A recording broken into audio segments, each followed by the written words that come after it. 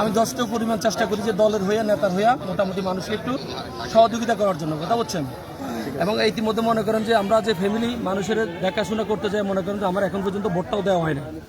আমি কেন্দ্রে যাবো, ভোট দিব, আমাকে ভোট দিতে ইতিমধ্যে তারা মনে করেন যে গোপনীয়ভাবে জামাতের সাথে হাতাত করছে।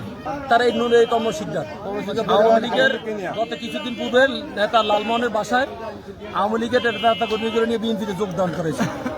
সেই বিএনপি, সেই যারা নব্য বিএনপি, তারা আবার গোপনে গোপনে একটা মিটিং করছে যে এরা ধানের শীষের লেবাস লাগিয়ে যায়, মনে করেন যে ফুলকপিতে ভোট দেবে।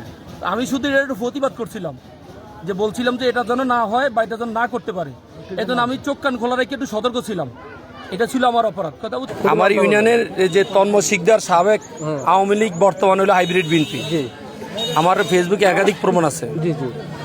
এই ওর নেতৃত্বে আমাকে হামলা করছে, মানে মূলত হলো ও নিজেই একা বিএনপি করছে, এটা জাহিরিত করার জন্য, মানে এটা প্রমাণ করার জন্য। আমরা বিএনপি হিসাবে করতেছি বা বিএনপির ভোটার নিয়ে কেন্দ্রে যাচ্ছি, আমরা যেন না যেতে পারি, ভোট যেন না দিতে পারি, মানে ও নেতারে বুঝাবে যে ওই নিজেই বিএনপি করছে, আমরা কেউই না। আমার আব্বা হলো ইউনিয়ন বিএনপি সভাপতি, প্লাস আমার আব্বা একজন মুক্তিযোদ্ধা। আমাকে আঘাত করার পরে বাবা যখন আগে গেছে, আমার বাবারও কিন্তু আঘাত করছে।